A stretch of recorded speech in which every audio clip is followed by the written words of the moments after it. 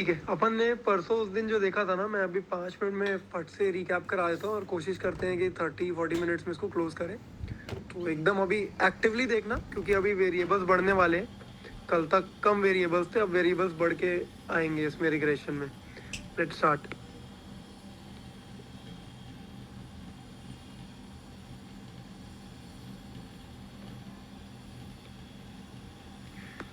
ठीक है, तो कल हम देख रहे थे कि कैसे मेरे एडवर्टाइजमेंट एक्सपेंडिचर मेरे प्रॉफिट को इम्पैक्ट करता है। तो वो मैंने समझाया कि कोरिलेशन क्या होता है, आर जो आता है वो क्यों आता है, और कैसे आता है वो। फिर ये बताया था कि वो सिर्फ रिलेशन दिखा रहे कि हाँ कुछ तो पॉजिटिव है, बट एक्चुअली में उनके कोई कॉज है कि उनके बीच में रिलेशन होने का।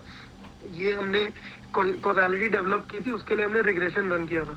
ठीक है, तो मैंने आपसे बोला था कि एक ये वैल्यू इंपॉर्टेंट है, एक ये, मतलब ये पूरी हाईलाइटेड वैल्यूज है, सिर्फ हमको इतनी ही देखनी है, इसके अलावा पूरा टेबल छोड़ दो।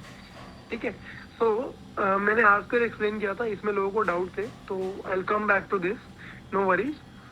ठीक है, फिर मैंने एक्सप्लेन किया था इंटरसेप्ट क्या होता है। तो हमने बताया था कोई भी एक लाइन जो है उसकी इक्वेशन होती है y is equal to M X plus C. इसको हम स्टैट्स की भाषा में लिख देते हैं y is equal to beta 1x plus beta not, ऐसे लिख देते हैं इसको हम। ठीक है, तो हमने डिस्कस किया था कि ये जो है इसको c बोलते हैं या फिर बीटा नॉट, जैसे आप इक्वेशन यूज करो उसके हिसाब से। एंड दिस इज बीटा 1 और m, जो दोनों इक्वेशन के मैंने नाम दे दिए। फिर स्टैंडर्ड एरर टोल्ड यू क्यों ज़रूरी है, हाइपोथेसिस टेस्ट करते हैं उसमें स्टैंडर्ड एरर आता है पूरा। तो ये एक्सेल बैकग्राउंड में वर्किंग कैसे करता है ये हमने देख लिया था। ठीक है, नाउ आज अब हम क्या करेंगे, आज हम ये देखेंगे कि सिर्फ एड्स जो है वही इम्पैक्ट थोड़ी करती है प्रॉफिट को, और बहुत सारे वेरिएबल्स हो सकते हैं, या कोई भी चीज़ अगर आप रिग्रेशन मॉडल रन कर रहे हो तो बहुत सारी वेरिएबल्स हो सकते हैं अलग अलग जो इम्पैक्ट करें। ठीक है, तो हमने बोला था कि एक आपकी जनरल इक्वेशन जो है वो ऐसी बनती है। ठीक है, जिसमें x जो है ये वेरिएबल्स रहते हैं अलग अलग, जैसे पिछले एग्जांपल में ये एड x था। ठीक है, और y जो है ये आपका डिपेंडेंट वेरिएबल है। ठीक है, जिस जो अभी अपने एग्जांपल में पीबीटी था, प्रॉफिट बिफोर टैक्स। अब क्या होगा, लेट्स से कि प्रॉफिट पे जो इम्पैक्ट पड़ रहा है ना, that is also because of other things too, सिर्फ एडवर्टाइजमेंट एक्सपेंडिचर की करके नहीं है, 4-5 चीज़ों के करके पड़ रहा है। लेट से, तो अब आपकी जो इक्वेशन है ना ये मॉडिफाई होके ऐसी बन जाती है, ये बीटा 1 x1 हो जाएगा, बीटा 2 x2 हो जाएगा, और बीटा 3 x3 हो जाएगा। ठीक है, ऐसी इक्वेशन बन जाती है depending on how many variables you have, continue ये चलेगा। तो अभी तक आपके पास एक ही था, तो आप सीधा बीटा 1 x लिख रहे थे। अब आपके पास मल्टीपल है तो आप लिखोगे कि बीटा 1 x1। ठीक है, नाउ इसमें आपको क्या समझना है कि ये जो वेरिएबल है कोई भी, ये जो कोई भी वेरिएबल है ये ना दो टाइप का होता है। Variable can be of two types, एक होता है कंटिन्यूअस, ठीक है, और एक होता है कैटेगोरिकल। कैटेगोरिकल बताता हूँ क्या होता है।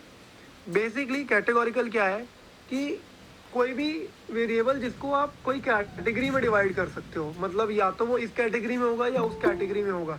जैसे अगर आपके पास डेटा है कि आप एम्प्लॉयज़ का डेटा है, तो वो मेल होगा या फीमेल होगा या अदर होगा, जो भी कैटेगरी में होगा, it has to fall in one category, इधर मेल इधर फीमेल और दी अदर कैटेगरी, और कोई कैटेगरी में हो ही नहीं सकता। मान लो आपके पास एक, आप कोई और कैटेगरिकल डेटा दे रहे हो कि भाई बंदा पढ़ा कितना है, उसका स्टडी लेवल क्या है। ठीक है, जो आपका एम्प्लॉई है, तो या तो 12th पास होगा, या उसने यूजी की डिग्री की होगी, या पीजी कर चुका होगा, या इससे भी कुछ आगे बारी होगा, तो he has to fall under one of the categories. ठीक है, वो ऐसा तो होगा नहीं कि कोई भी कैटेगरी का ना हो, ऐसा हो ही नहीं सकता है, इतना तो आपको ये रहेगा ही। तो दिस इज कैटेगोरिकल डेटा। और अदर जो होता है continuous data, that is other. For example, अब जैसे आप एम्प्लॉयज़ की सैलरी को कंसिडर कर रहे हो कि एम्प्लॉय की सैलरी कितनी है, आप उसके रिगार्डिंग देख रहे हो कि क्या फैक्टर्स हैं जो उनकी सैलरी पे इम्पैक्ट करते हैं। तो हाँ, स्टडी इम्पैक्ट करेगी। फिर जनरली बोलते हैं ना कि थोड़ी मेल डोमिनेटेड सोसाइटी है, तो मेल्स को ज़्यादा हायर सैलरी मिलती है, तो ये फैक्टर भी कैटेगरिकली मतलब उनकी जेंडर भी इम्पैक्ट करेगी, उनकी स्टडी लेवल भी इम्पैक्ट करेगी। और मान लो कि उन्होंने कुछ लोन वोन लिया हो, तो क्या पता वो भी इम्पैक्ट कर रहा हो, हमें पता नहीं। पर ये जो लोन है ये कंटिन्यूअस डेटा है, ये कुछ भी अमाउंट हो सकता है, ये 0 भी हो सकता है, ये 10,000 भी हो सकता है, ये 80,000 भी हो सकता है। हम इस पे कोई फिल्टर नहीं लगा सकते। इसमें हम फिल्टर लगा सकते हैं कि हाँ यार, it has to be one of those things, it can't be any other. तो ऐसे टाइप का डेटा होता है। तो अब जनरली क्या होता है, आपकी ये जो इक्वेशन आती है ना, y is equals to beta nought plus beta 1x x1 plus beta 2x2, ये ऐसी इक्वेशन आती है। अब मान लो आपका ये जो x2 वेरिएबल है ना, दिस इज जेंडर, ठीक है। अब क्या होता है, अब यहाँ ध्यान से सुनना, वेरी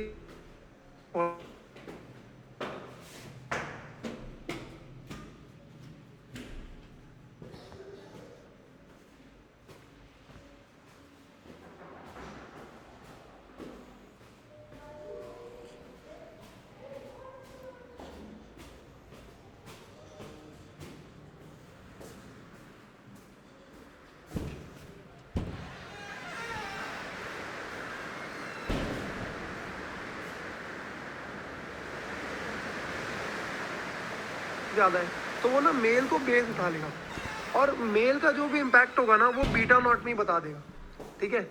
मेल का जो भी इम्पैक्ट होगा वो बता देगा। और एक्स को वो क्या कर देगा, beta 2 female x2 female plus इसको ऐसे स्प्लिट कर देगा, जस्ट सेकेंड, इसको ना ऐसे स्प्लिट कर देगा, beta 2 other into x2 other. तो आपकी जो इक्वेशन आएगी ना वो आ जाएगी पूरी beta nought plus beta 1 x1 plus ये आ जाएगा इसकी जगह फिर बीटा 3 x3। तो ये ऐसे ब्रेक कर देगा उसको। अभी समझाता हूँ क्यों होगा ऐसा, क्यों करेगा ऐसा। बट अभी आपको क्या समझना है कि जो सबसे डोमिनेंट डेटा पॉइंट है दिस वन, उसको वो बीटा नॉट में ही कंसिडर कर लेगा। बीटा उसका जो भी इम्पैक्ट होगा ना वो बीटा नॉट में डाल देगा वो, that is your intercept constant. क्यों करेगा वो समझाता हूँ। कि मान लो आपका जो एम्प्लॉयज़ की सैलरी पे जो फ़र्क पड़ रहा है, ठीक है, तो वो कोई वेरिएबल ना भी हो, सब कुछ कोई इम्पैक्ट ना भी हो, तो कुछ तो उनकी सैलरी होगी, तो वो इसी में कंसिडर कर लेगा कि कुछ तो जिनकी सैलरी होगी वो मेल ही होगी। अब मान लो कि आपने उसको जनरली तो मेल कंसिडर कर लिया है, अब जस्ट इन केस अगर वो फीमेल निकली, आपने कंसिडर मेल को किया था पर वो फीमेल निकली, ठीक है, तो ये जो आपका x2f, ये x2f है ना, ये 1 के इक्वल हो जाएगा कि हाँ भाई फीमेल निकली वो डेटा पॉइंट, ठीक है। तो अब इसका जो ये होगा ना, तो जो बीटा जो उसका कोएफिशिएंट होगा वो कैसे कैलकुलेट होके आएगा समझो। मान लो मेल को इन जनरल एवरेज 10,000 सैलरी मिलती है, ठीक है, फीमेल को 8,000 ही मिलती है, सेम क्वालिफिकेशन सब कुछ सेम रहने के लिए, लेकिन मेल को 10,000 मिलती है, फीमेल को ये। तो आपकी सैलरी मान लो आपने मतलब आपने ऐसा लिखा 10,000 प्लस जो भी other variable beta 3 x3 beta 4 x4 ऐसे इम्पैक्ट करते होंगे, ये आपने लिया। अब आपको क्या पता चला कि आपने तो बीटा नॉट पे मेल कंसिडर कर रखा था, लेकिन आपका जो डेटा पॉइंट है वो तो फीमेल है। तो ये क्या हो जाएगा, 10,000 होगा, ठीक है, प्लस आपने ये जो एक चीज़ लिखी थी ना बीटा 2f इंटू x2f। अब आपको क्या पता चला, ये x2f जो है ये तो भाई फीमेल है, यानी कैटेगोरिकल डेटा ना जनरली कोई भी जैसे ये x2 मान लो x2f, तो ये 0 या 1 बाइनरीज में चलता है कि या तो वो नहीं होगा या तो वो होगा, या तो वो फीमेल नहीं होगी या तो फीमेल होगी, ठीक है। आपने मेल पे डेटा कंसिडर कर लिया, अब आपको पता चला कि वो तो फीमेल है मतलब 1 आ गया वैल्यू। तो अब ये जो कोएफिशिएंट की वैल्यू है ना, देखो ये उसको कैसे डिफाइन कर देगा, एक्सेल ने इसको -2000 कैलकुलेट कर देगा। तो इससे क्या हो जाएगा, आपकी y की नेट वैल्यू जो आ जाएगी ना 10,000 माइनस 2,000 8,000 आ जाएगी। तो ये आपकी उस फीमेल की सैलरी निकल जाएगी। तो एक्सेल ना बैकग्राउंड में बीटा को अल्टर कर देता है, बीटा 2f को अल्टर कर देगा, क्योंकि आपने जनरली मेल ले रखा है। तो उसके बेसिस पे, क्योंकि ये मेल ले रखा है, उसके बेसिस पे वो बीटा 2f की वैल्यू निकालेगा कि आपके पास 100 डेटा पॉइंट्स है, 1000 डेटा पॉइंट्स है, उसमें से मान लो 600 जो है वो मेल है और इनकी एवरेज सैलरी 10,000 है, और 400 जो है वो फीमेल है और इनकी एवरेज सैलरी 8,000 है। तो इसके बेसिस पे वो बीटा टू एफ जो निकालेगा ना, वो 8,000 वो सॉरी वो -2,000 निकालेगा। इतना समझा सबको? किसी को कोई डाउट? पृथ्वी एक बार रिपीट कर दोगे प्लीज? ठीक है, एक बारी और रिपीट करता हूँ। अभी हम सिर्फ कैटेगोरिकल डेटा की बात कर रहे हैं, ठीक है, only categorical data. Categorical data या तो आप एक कैटेगरी में हो गए या दूसरे कैटेगरी में, यू हैव टू बी इधर अ मेल और अ फीमेल, ठीक है। तो कैटेगोरिकल डेटा क्या होता है ना कि एक्सेल कैसे डिफाइन करता है कि आपने मेल चूज किया, फीमेल चूज किया, अदर चूज किया। अब या तो वो मेल होगा, ठीक है, या वो नहीं होगा। अगर नहीं होगा ना तो एक्सेल 0 कंसिडर कर लेता है, अगर होगा तो 1 कंसिडर कर लेता है वैल्यूज की। सिंपली बता रहा हूँ कि अगर वो मेल है तो वो 0, मेल है तो 1 कंसिडर कर लेगा। और मान लो अब आपका फीमेल जो है वो डोमिनेंट है, फीमेल ज़्यादा है आपके इसमें, तो वो फीमेल को बेस पकड़ लेगा, तो आपको फीमेल देखना ही नहीं, फिर आप सीधा अदर्स देखोगे, ठीक है। या तो वो अदर होगा, मतलब या तो वो अदर नहीं होगा तो 0 हो जाएगा, या अदर होगा तो 1 हो जाएगा, ठीक है। इस बेसिस पे पड़ेगा, उसके अलावा जो दो ऑप्शंस है उनमें हाँ या तो देखो, जैसे मेरी ये इक्वेशन बनी ना y is equals to beta nought plus beta 1 x1। अब मैंने बोला था x2 जो है ये मेरा जेंडर वाला है, तो ये डिवाइड होके ना नई इक्वेशन कैसी बनेगी, बीटा 2f इंटू x2f, ठीक है। और एक और इसी का ना ऐसे ब्रेक हो जाएगा ये दो टर्म्स में, बीटा 2o प्लस x2o। क्यों? क्योंकि यहाँ पे मैंने बोला मेल डोमिनेंट है, ठीक है, और वो मेल की जो भी वैल्यू, मतलब मेल का जो भी हिस्सेदारी होगी वो बीटा नॉट में ही कंसिडर कर लेगा। फिर उसमें अब उसने क्योंकि मेल कंसिडर कर लिया, अब मान लो वो मेल नहीं निकला, वो फीमेल निकली, ठीक है, तो वो उसके हिसाब की एडजस्टमेंट ना ये बीटा टू एफ में दिखा देगा। या अगर वो अदर निकला तो फीमेल 0 हो जाएगा और उसके हिसाब की एडजस्टमेंट वो बीटा टू ओ में दिखा देगा। क्लियर है? अभी आगे बढ़ो इसमें। क्लियर है, हाँ जी। ठीक है, तो this was a very important part जहां आपको अभी समझ गया, ठीक है। So this is categorical data. अभी अब बात आती है कंटिन्यूअस डेटा की। तो मैंने क्या बोला, continuous data could be anything. जैसे अभी आपका एडवर्टाइजमेंट एक्सपेंडिचर था, वो कंटिन्यूअस डेटा है, ठीक है। आपका अगर आपने मान लो जैसे मैम ने एक एग्जांपल में लोन अमाउंट लिया था, तो लोन अमाउंट भी कुछ भी हो सकता है, कोई उसकी कैटेगराइज नहीं कर सकते आप उसको, तो ये भी कंटिन्यूअस डेटा है, ये भी कंटिन्यूअस डेटा है। कैटेगोरिकल में क्या आ जाएगा, आपका जेंडर आ जाएगा, या फिर अगर मतलब वो कितना, उसकी स्टडी लेवल क्या है, कितना पढ़ चुका है वो, ये आ जाएगा। He has to fit in a category one और दी अदर। इतना क्लियर है? आगे बढ़ रहा हूँ इसके, ठीक है। अब क्या होता है, जो हमारा कंटिन्यूअस डेटा होता है ना, उसके साथ दो प्रॉब्लम है। इन जनरल ये जो पूरा रिग्रेशन मॉडल है ना, मल्टीपल रिग्रेशन मॉडल, जो हमने ये beta nought plus beta 1 x1 beta 2 x2, ये मल्टीपल रिग्रेशन मॉडल है, इसके साथ ना अजम्पशंस कुछ हैं, इनहेरेंट अजम्पशंस हैं कि आप वो अज्यूम करके ही चलोगे। एक तो कि हमेशा ये लीनियर होगा, लिनियरिटी पे फंक्शन करेगा। सिर्फ इंफॉर्मेशन के लिए बता रहा हूँ, ये काम नहीं आएगा। दूसरी चीज़ है, आप इसको ना अज्यूम करोगे कि कोई ऑटो कोरिलेशन नहीं है। सब टर्म्स बताऊंगा, और ना कोई भी वेरिएबल आपका हेट्रोस्केडास्टिक नहीं है, या हेट्रोस्केडास्टिसिटी नहीं है उसमें। सबसे पहले मैं आपको हेट्रोस्केडासिटी समझाता हूँ। हेट्रोस्केडासिटी सुनने में सिर्फ डिफिकल्ट है या कोई भारी चीज़ लगती है, इन जनरली हेट्रोस्केडासिटी क्या एक्सप्लेन कर रही है मैं आपको बताता हूँ। मान लो आपने कंसिडर किया है वापस वही कि एडवर्टाइजमेंट एक्सपेंडिचर और प्रॉफिट बिफोर टैक्स, ठीक है। तो इसके 1000 डेटा पॉइंट होंगे, ऐसे ऐसे ऐसे ऐसे ऐसे ऐसे, ये एकदम बहुत सारे, ठीक है।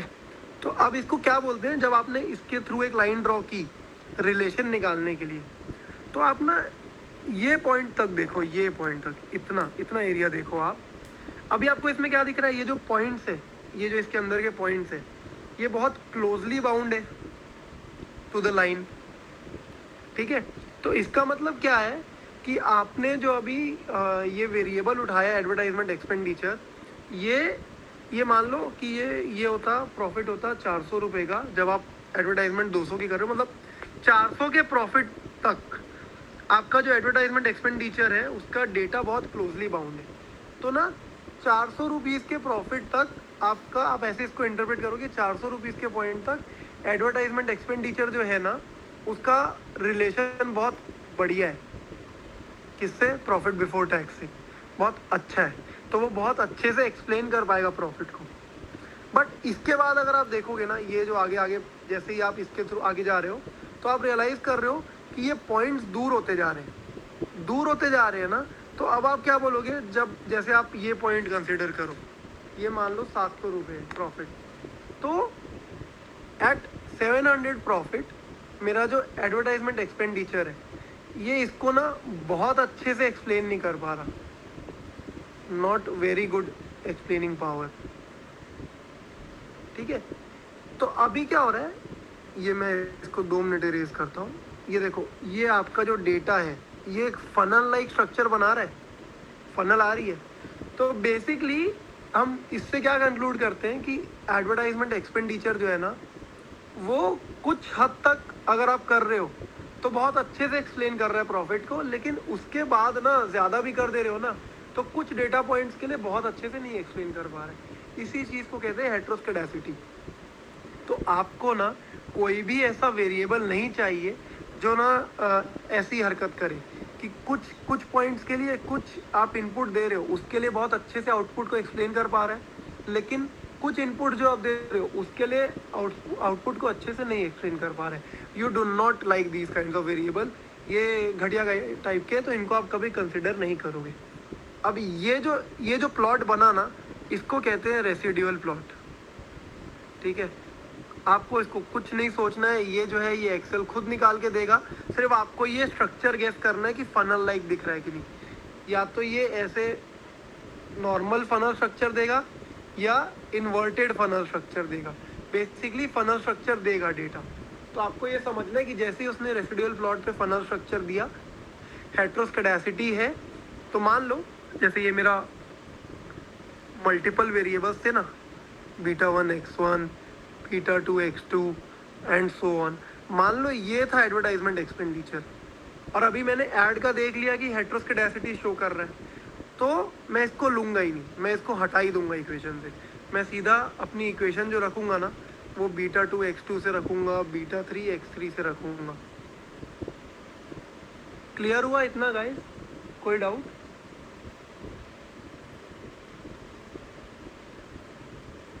ठीक है, आगे प्रोसीड कर रहा हूँ, किसी को कोई डाउट है? हाँ बोलो। बस एक जनरल रूल है ना कि एक पॉइंट तक, सर्टेन पॉइंट तक वो रिलेशन या फिर वो स्ट्रॉन्ग वो देगा, उसके बाद वो उतने अच्छे से जस्टिफाई नहीं कर पाएगा, इसलिए दैट्स व्हाट समराइजेस या that is the only thing कि for certain inputs it gives a very good output, it gives the very good explanation of the output, but for certain other input it does not give a valid explanation to the outputs. That is how. तो graph ऐसे रहता है कि या तो जैसे बाहर निकलता है अंदर आता है, मतलब बेसिकली लीनियर नहीं रहेगा। हाँ लीनियर नहीं रहेगा, या तो वो ऐसा पहले कुछ पॉइंट्स के लिए अच्छा एक्सप्लेन कर रहा है, फिर कुछ पॉइंट्स के लिए बुरा एक्सप्लेन कर रहा है, या फिर पहले कुछ पॉइंट्स के लिए बहुत बुरा एक्सप्लेन कर रहा है और बाद के कुछ पॉइंट्स के लिए बहुत अच्छे से एक्सप्लेन कर रहा है। तो वो ऐसा स्ट्रक्चर बनाएगा। पृथ्वी, इसके जो ग्राफ्स एक्सेल में वो कैसे बनते हैं, या दिखाऊंगा अभी, वो खुद ही बन के आएंगे, आपको कुछ भी नहीं करना है। अभी मैं उसको ना एक्सेल पे जाएंगे ना हम, तो मैं आपको दिखाऊंगा, हर एक वेरिएबल का ग्राफ खुद बन के आएगा।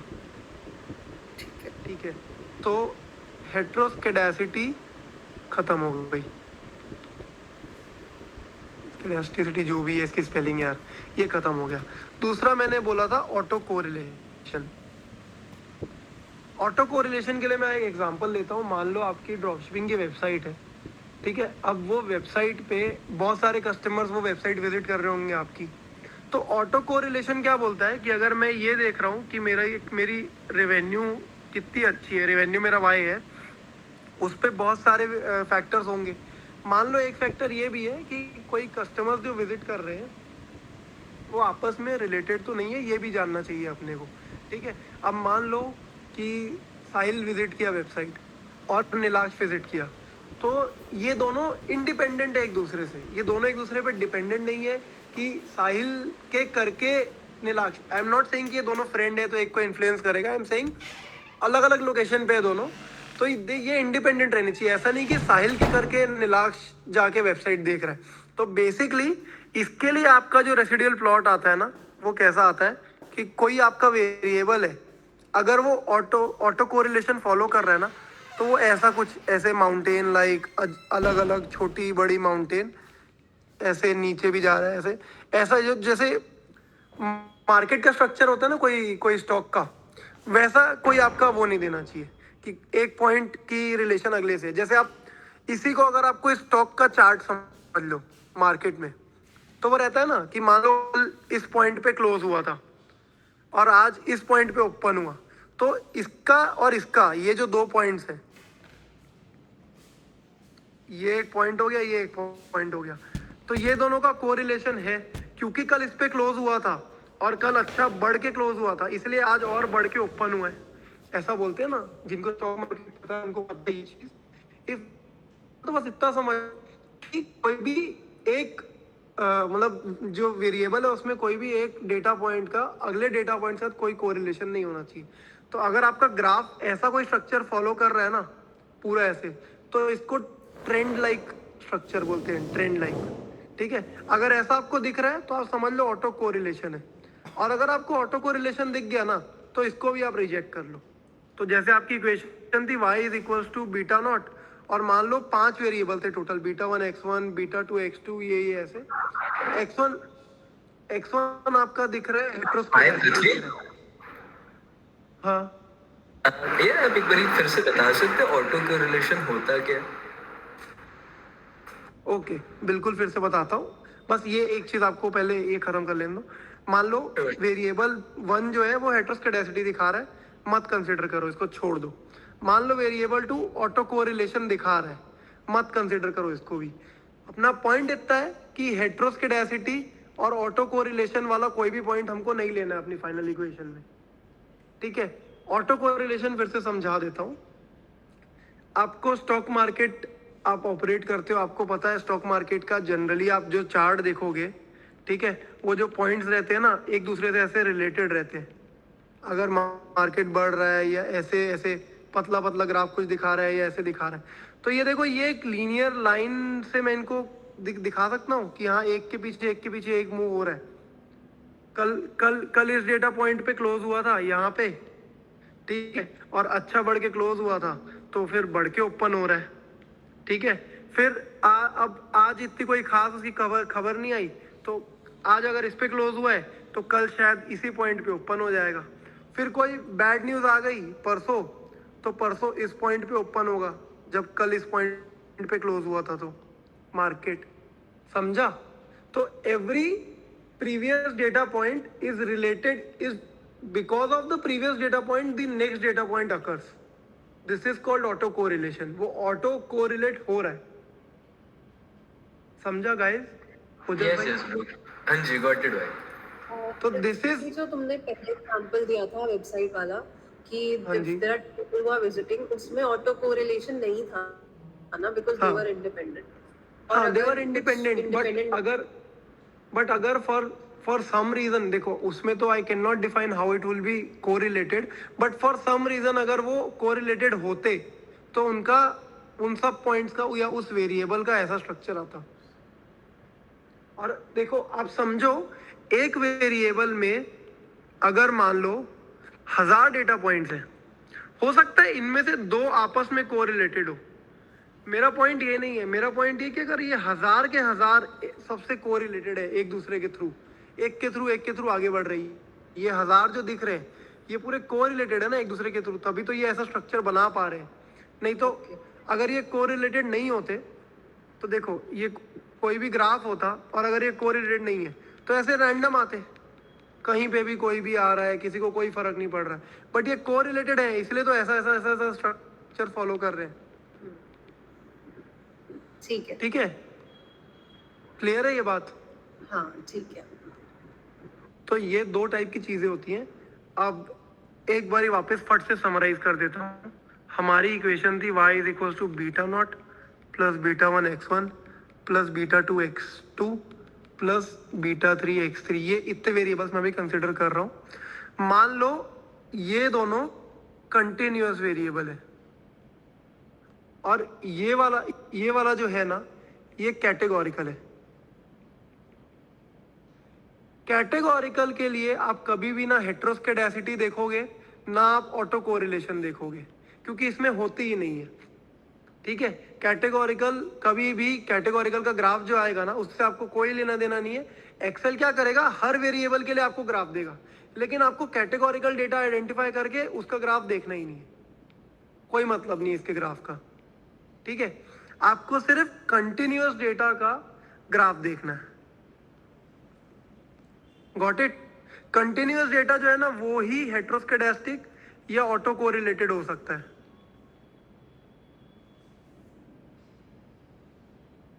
गाइस क्लियर है इतना? हाँ, तो कैटेगोरिकल वाले को कभी रिमूव नहीं करना ना? हाँ, नहीं कैटेगोरिकल वाले को भी रिमूव कर सकते हो, वो कैसे वो अपन देखेंगे एग्जांपल में। बट कैटेगोरिकल के लिए ये दो कंडीशन पे आप रिमूव नहीं करोगे। हाँ ठीक है। ठीक है, Focus हमारा अगर मान लो आप continuous होना चाहिए प्राइमरीली, बाकी वो क्या बोला नीलाक्ष? अभी आप कह रहे थे कि हमारा फोकस कंटिन्यूअस डेटा पे होना चाहिए, नॉट ऑन कैटेगरी। हाँ, तो उसमें फोकस कंटिन्यू जो उसमें रिमूविंग और एलिमेंट्स और ये सब जो कंसीडरेशन है वो आगे हम करना सीखेंगे। अभी बस हम कह रहे हैं कि that we focusing on these points continuous. हाँ, करेक्ट। अब मैं तुमको एक चीज समझा रहा हूँ, कैटेगोरिकल डेटा का इम्पैक्ट कैसे आता है। Beta nought plus beta 1 x1 plus beta 2 x2। मान लो ये एक कैटेगोरिकल वेरिएबल है, क्या? वही जेंडर। ये भी कैटेगोरिकल है। ठीक है, ये है क्वालिफिकेशन क्या है, इंजीनियर है कि सीए है कि आर्किटेक्ट है कि लॉयर है, ये भी कैटेगोरिकल डेटा आ गया। ठीक है, और एक ये बीटा 3 x3 है, ये भी कैटेगोरिकल है मान लो। ठीक है, और ये किस कैटेगरी का है कि आपकी कास्ट क्या है। तो अब क्या होगा, मान लो जेंडर में मेल डोमिनेटेड है, ठीक है, इसमें इंजीनियर डोमिनेटेड है, और मान लो कास्ट में जनरल जो है वो डोमिनेटेड है। तो आपका जो बीटा नॉट आएगा ना, मैंने अभी तक आपको एक कैटेगोरिकल के लिए बताया था कि मेल का इम्पैक्ट इसी में ले लेगा वो। सिमिलरली अदर कैटेगोरिकल डेटा में जो बेस उठाओगे ना आप, जो भी आप बेस लोगे उसका भी इम्पैक्ट ये इसी में ले लेगा। तो आपकी जो वो MBA कॉलेजेस के लिए कैटेगरी बनती है ना, जनरल, इंजीनियर, मेल, वो ये पूरी एक साथ ये रिप्रेजेंट करेगा। फिर मान लो कि आपने अभी जो डेटा पॉइंट चूज किया, ठीक है, वो मेल नहीं है, फीमेल है, तो उसके बेसिस पे ये बीटा 1 एडजस्ट होके दिखेगा। मान लो वो फीमेल भी है और वो CA है, वो इंजीनियर नहीं है, तो ये दोनों का इम्पैक्ट उसमें दिखेगा। मान लो वो फीमेल है, वो इंजीनियर है और वो जनरल है, तो उसके लिए इंजीनियर का इम्पैक्ट यहाँ आ गया तो इसको 0 ले लेगा, यहाँ बीटा 2 x2 को। ठीक है, जनरल का भी इम्पैक्ट उसने यहाँ ले लिया तो वो बीटा 3 x3 को भी 0 ले लेगा। वो सिर्फ एडजस्टमेंट किसकी करेगा, बीटा 1 की करेगा। समझा आपको ये? डोमिनेंट जितने भी रहेंगे उन सबको एक साथ कंसीडर कर लिया फ्रॉम ईच कैटेगरी, सबको एक साथ। हाँ, करेक्ट। तो वो आपका जो कांस्टेंट टर्म आता है ना बीटा नॉट, वो सबको इसमें डाल देगा, और एडजस्टमेंट जो दिखाएगा ये बीटा 1 दिखाएगा, बीटा 2 अलग दिखाएगा, बीटा 3 ये एडजस्टमेंट दिखाएगा बेस्ड ऑन कि अगर वो जनरल ना होके वो दूसरी कास्ट का है, वो SC ST है, या अगर वो इंजीनियर ना होके वो CA है, या अगर वो मेल ना होके फीमेल है या अदर है। तो आपका जो भी बीटा 2 या बीटा 3 आएगा ना, वो ये डिनोट कर रहा होगा कि हाँ भाई, अगर मैंने मेल कंसिडर किया था और वो फीमेल निकली और मान लो बीटा 3 जो आ रहा है वो नेगेटिव 2000 आ रहा है, जैसे अपन ने वो एग्जांपल में, तो आप इससे क्या इंप्लाई कर सकते हो कि हाँ भाई मेल की जितनी भी सैलरी हो रही होगी ना, फीमेल को उससे 2000 कम मिलेगी। समझे? हाँ पृथ्वी। और ऐसे ही अदर भी कुछ होगा, और अदर मान लो अदर में -3000 होगा कि 10,000 मिल रही थी, 7,000 मिल रही है अदर को। तो आप इससे क्या इन्फर कर सकते हो कि हाँ भाई मेल को जितनी भी मिल रही थी अदर कैटेगरी वाले को उससे 3,000 कम मिल रही है। This is what it implies, how it is read, how the whole equation is read. अब मैं यहाँ से एक्सेल में मूव करता हूँ, जो सेशन 10 में मैम ने सिखाया था। तो यहाँ तक सब क्लियर है? तो अभी अगर यहाँ तक क्लियर है तो आगे और क्लैरिटी आ जाएगी। Shall we move ahead? Prithvi, वो लिनियरिटी का कॉन्सेप्ट वो कब करवाओगे? लिनियरिटी जो है ना वो आपको exam points I don't think so relevant है, और वो मैं एक्सप्लेन करने जाऊंगा तो जबरदस्ती सेशन खिंच जाएगा, तो let it be. Okay okay, ठीक है भाई, ये जो आपने मुझे अभी बताया कि ये जेम का डेटा है, हाँ जी। तो अब जैसे तो मतलब मेरा पूरा का पूरा डेटा जेम इन्फ्लुएंस्ड हो गया है, इसीलिए हम कैटेगोरिकल ग्राफ में नहीं लेते हैं। नहीं नहीं नहीं, ऐसा नहीं है। कैटेगोरिकल को जनरल ही रूल ही है कि उसका ग्राफ मत देखो, कोई वो नहीं है उसको, वो कभी भी देखना। खुद सोच कि तेरा मेल होना या फीमेल होना या अदर होना, ये कभी भी हेटेरोस्केडास्टिक हो ही नहीं सकता। ऐसा तो हो नहीं सकता ना कि कुछ पॉइंट के लिए तेरा जो जेंडर है वो अच्छे से बता पा रहा है और कुछ पॉइंट के लिए अच्छे से बता ही नहीं पा रहा है। ये तो यार जेंडर तो सेम ही है, जेंडर कौन सा चेंज हो रहा है? तेरा कंटिन्यूअस डेटा हमेशा चेंज होते रहता है, हमेशा वो कुछ ना कुछ अलग होगा, कुछ अलग वैल्यू होगी। तो वो ऐसा कर सकता है, ये ऐसा बिहेव ही नहीं कर सकता ना हेटेरोस्केडास्टिक। और ये ठीक है, ऑटो कोरिलेट भी नहीं हो सकता। ऐसा तो हो नहीं सकता ना कि ये वाला डेटा पॉइंट मेल था इसलिए अगला वाला फीमेल है, और ये फीमेल था डेटा पॉइंट इसलिए अगला वाला अदर है। ये तो कुछ भी हो सकता है, तो वो कभी ऑटो कोरिलेटेड भी नहीं रहेगा कैटेगोरिकल डेटा। ठीक है? इसमें एक डाउट था, इसका 0 के बदले 1 नहीं होना चाहिए पृथ्वी रिलेशन? जैसे कि जेम में आपने बोला था कि फीमेल इंजीनियर एंड जनरल है, राइट? तो इंजीनियर एंड जनरल का क्योंकि वो उसका बिल्कुल रिलेशन हो गया तो उसको हम कंसिडर नहीं कर रहे थे, करेक्ट? तो उसका 1 नहीं होना चाहिए कि टोटली परफेक्ट मैच है तो 1 होगा रादर देन 0? नहीं नहीं, देखो मैं आपको एक सेकंड में आपको बताता हूँ। अपन ने क्या बोला था, जो x1 वेरिएबल है दिस इज जेंडर, या चलो इसको कास्ट बोल लो। कास्ट मैंने डिफाइन कर दी 3 टाइप की, एक जनरल, एक SC, एक ST। ठीक है? ये मेरा x2 डेटा था कि वो इंजीनियर का, x2 मैंने बोल दिया कि क्वालिफिकेशन है, और मैंने बोला कि मैं 3 डिफाइन कर रहा हूँ, या तो वो इंजीनियर होगा मेरे डेटा में जो होगा ना, या तो वो इंजीनियर होगा, या वो CA होगा, या वो लॉयर होगा। ठीक है? तीसरा जो था मेरा, मैं उसकी 2 कैटेगरी डिफाइन कर दे रहा हूँ, सिर्फ मेल या फीमेल। तो आपकी जो इनिशियल इक्वेशन थी β1 x1, β2 x2, β3 x3, अब ये कैसे डिवाइड होगी समझना। बीटा नॉट किसको कंसीडर कर रहा है? जनरल, इंजीनियर और मेल को। तो इसको बीटा नॉट लिखो और याद रखो कि ये GEM है। x1 क्या वेरिएबल था? कास्ट। जनरल आपकी कंसीडर हो गई है, ठीक है? तो अब आपका ये β1 SC हो जाएगा और x1 SC का, और β1 ST कास्ट का, x1 ST कास्ट का, ये ऐसे ब्रेक हो जाएगा। तो अब मान लो कि आपने जनरल कंसीडर कर रखा था, बट आपका जो डेटा पॉइंट आया वो ST था। अगर वो ST आया, वो SC नहीं है, तो ये 0 हो जाएगा। तो अगर ये 0 हुआ तो ये पूरा टर्म 0 हो जाएगा, और वो ST निकला तो ये 1 हो जाएगा। अब क्योंकि वो ST निकला तो कुछ तो उसकी एडजस्टमेंट होगी, क्योंकि हमने तो जनरल कंसीडर कर रखा था पर वो ST निकला। तो अब इसकी कुछ वैल्यू आ जाएगी। मान लो ST वालों को ज़्यादा पैसे मिलते होंगे, मान लो 2000 ज़्यादा मिल रहे होंगे, ठीक है? तो आपने बीटा नॉट मान लो 10,000 मान रखा था, और क्योंकि वो ST है उसको 2000 ज़्यादा ही मिलेंगे, ठीक है? इंटू एक्स, ये ST है एक बंदा जो एक डेटा पॉइंट हमने कंसिडर किया, तो आपकी वैल्यू आ जाएगी कैलकुलेट होके 12,000। ये इक्वेशन ऐसे रीड होती है, समझे क्या? ठीक है, एक बार आई थिंक जब एक्सेल में करेंगे ज्यादा क्लैरिटी मिल जाएगी. करेक्ट है, But करेक्ट got है. your point. Got what you're trying to say. Got it. Thank हाँ you. बस ठीक है. अब वो फिर एसटी भी है, साथ में हो सकता है फीमेल भी हो, तो फीमेल होगा तो फीमेल की भी एडजस्टमेंट आ जाएगी कि -2,000 रुपये फीमेल का जो एडजस्ट होगा. मान लो वो इंजीनियर ना हो के सीए, और सीए को मान लो 3,000 रुपये एक्स्ट्रा मिलते हैं, तो वो ये भी कंसिडर. तो आपकी नेट इक्वेशन जो आएगी 10,000 प्लस 2,000 इसका -2,000 प्लस 3,000. तो आपने जेम से आपने जो ट्रांजिशन लिया एसटी सीए एफ, यहाँ से यहाँ जो ट्रांजिशन लिया, तो आपका जो फर्क आ गया वो सीधा 10,000 से 13,000 हो गया. ठीक है, ऐसे Got ये it. रिप्रेजेंट होता है. चलो अभी मैं एक्सेल चालू करता हूँ.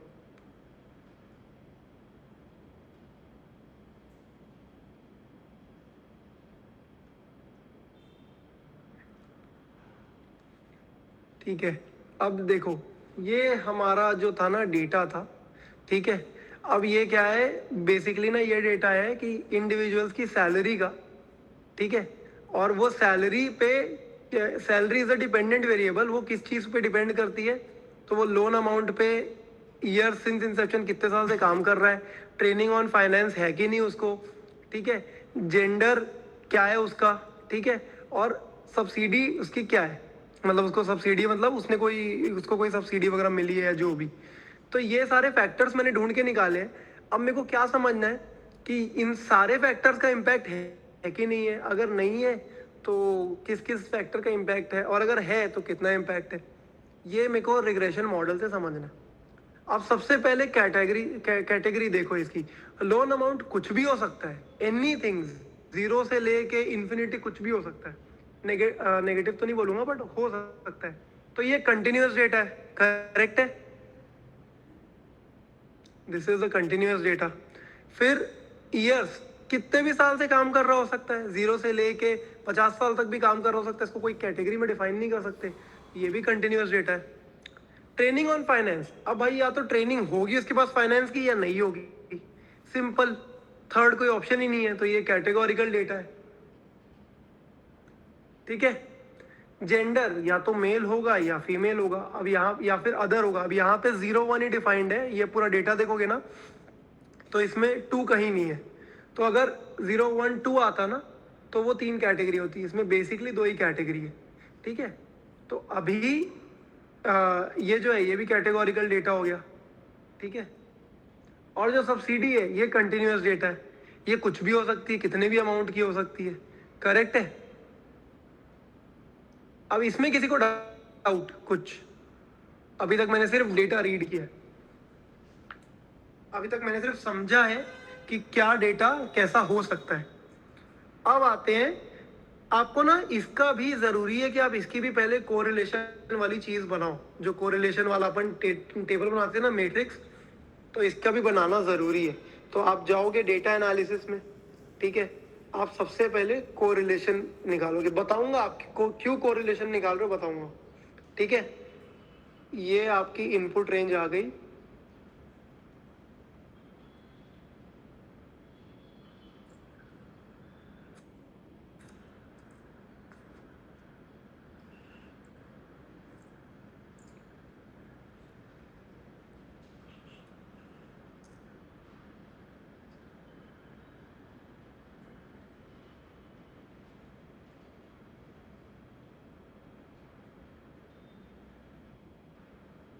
ठीक है, अब ये क्यों ज़रूरी है, मैंने ना एक कॉलम ज़्यादा ले लिया, आपको इनकम लेने की ज़रूरत नहीं थी.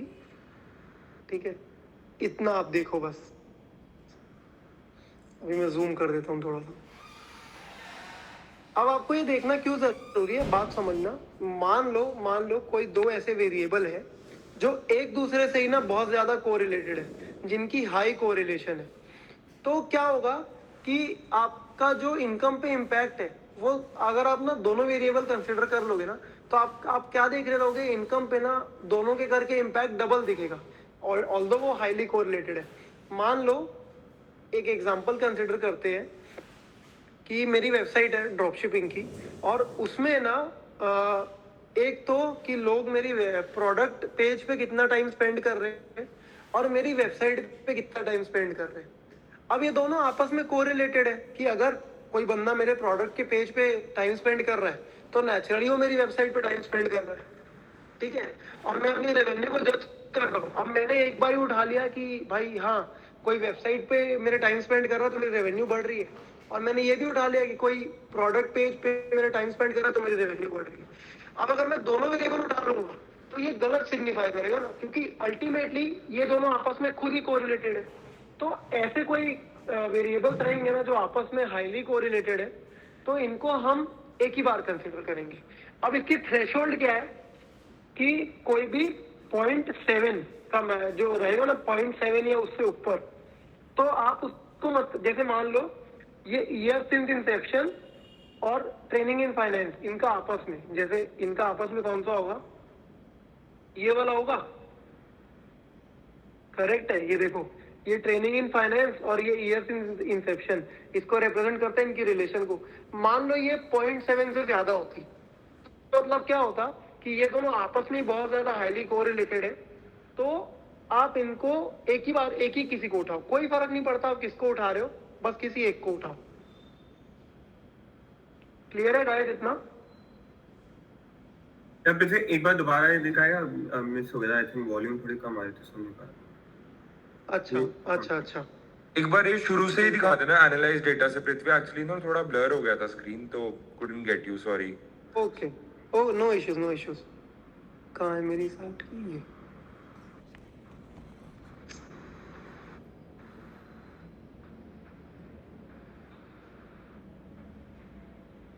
अभी ये विजिबल है क्लियरली? अभी विजिबल है क्लियरली? यस, ठीक है। तो हमने ये जो पूरे वेरिएबल्स हैं इनको पहले हमने डिसाइड किया कि ये कंटिन्यूअस है कि कैटेगोरिकल है। इसमें किसी को कोई डाउट नहीं है, आगे बढ़ो सीधा। यस इसमें नहीं। ठीक है, तो अब आपने ये डिटरमाइन कर लिया। अब आप ना इसकी कोरिलेशन भी देखते हो।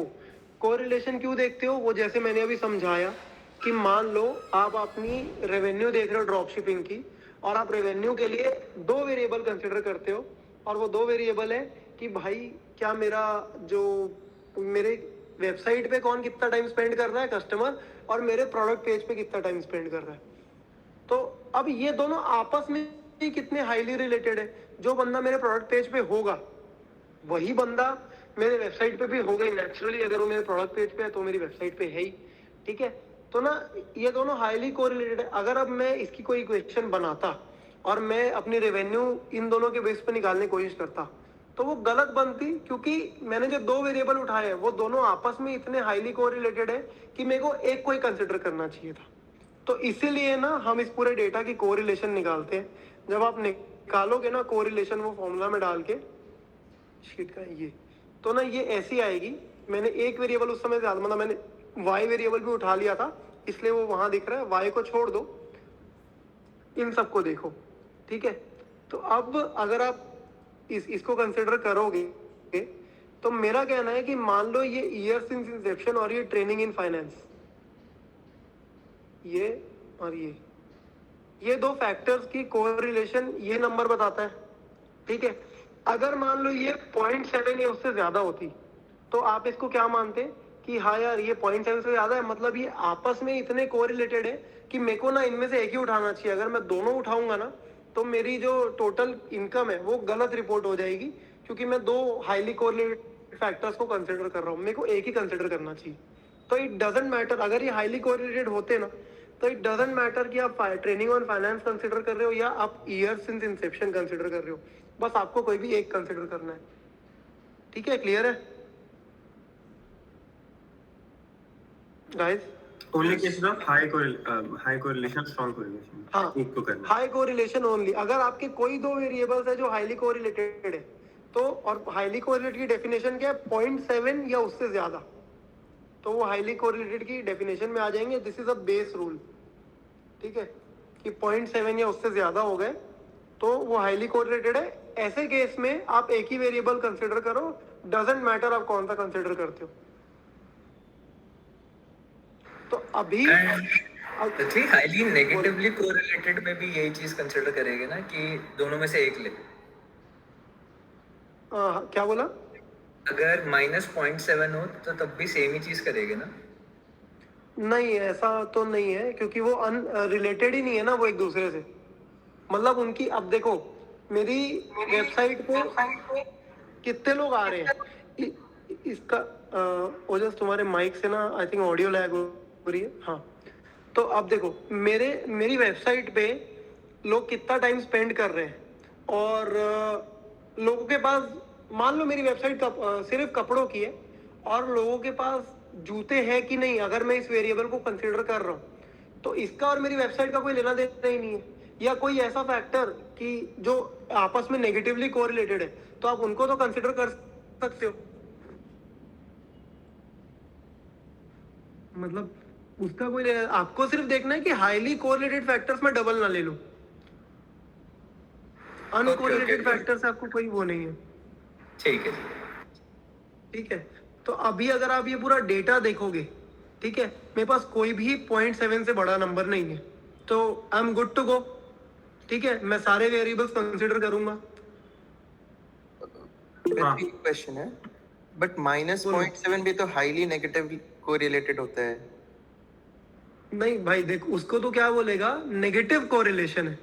नेगेटिव कोरिलेशन देख, पॉजिटिव कोरिलेशन मतलब क्या होना कि मेरा ए हो रहा है क्योंकि मेरा बी भी हो रहा है, that is highly positive correlation. Highly negative correlation is मेरा ए हो रहा है क्योंकि मेरा बी नहीं हो रहा है।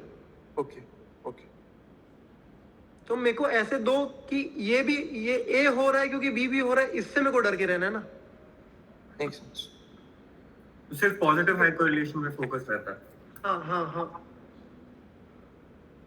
तो अब मैं इसका रिग्रेशन रन कर देता हूँ ये पूरे डेटा का।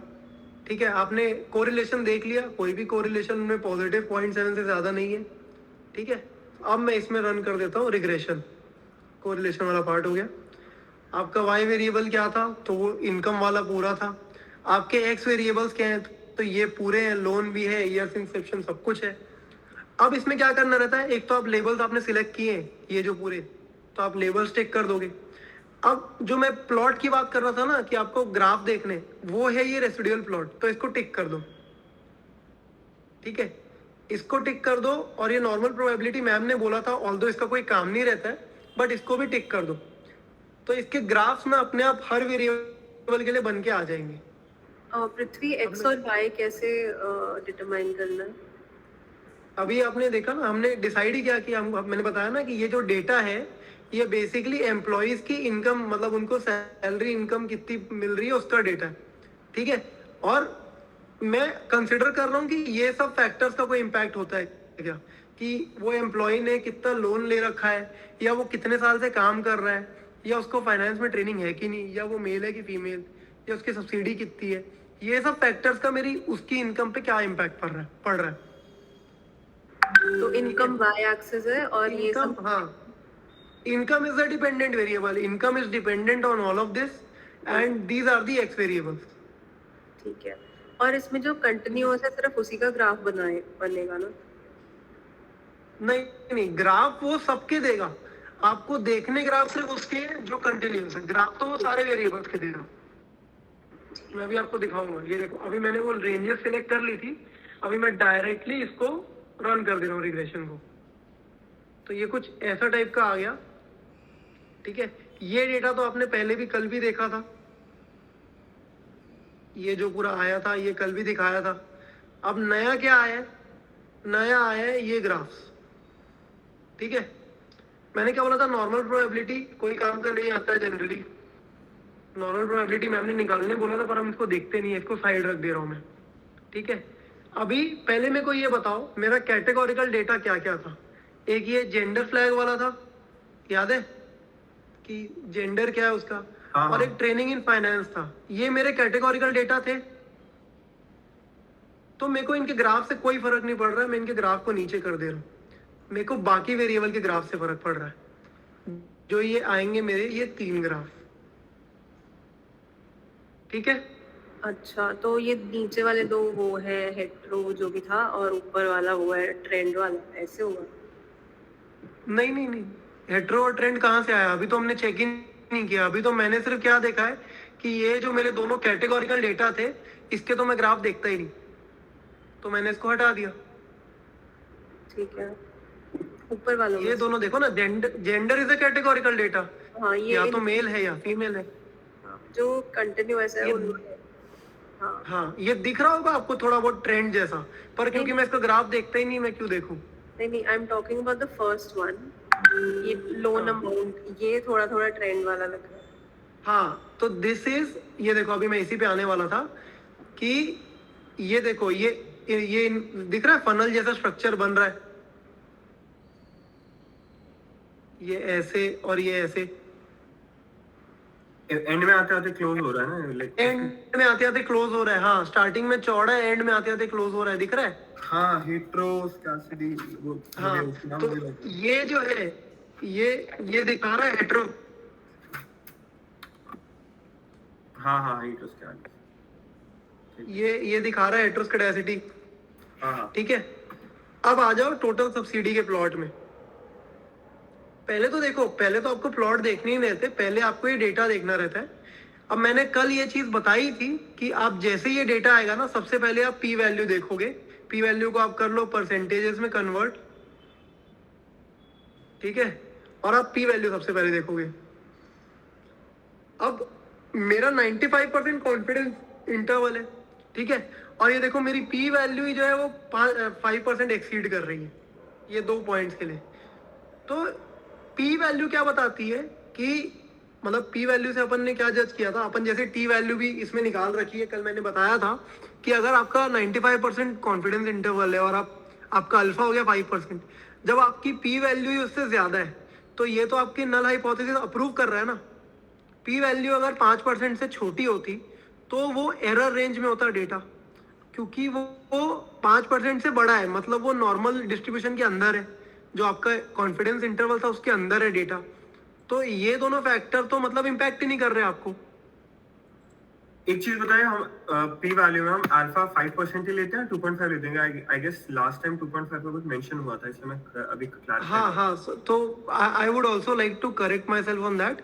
आप ना पी वैल्यू जो कैलकुलेट होती है ना, उसमें आप 2.5% नहीं देखोगे, आप पूरा 5%, जितना अल्फा है ना उसके सामने आप कंसिडर करते हो।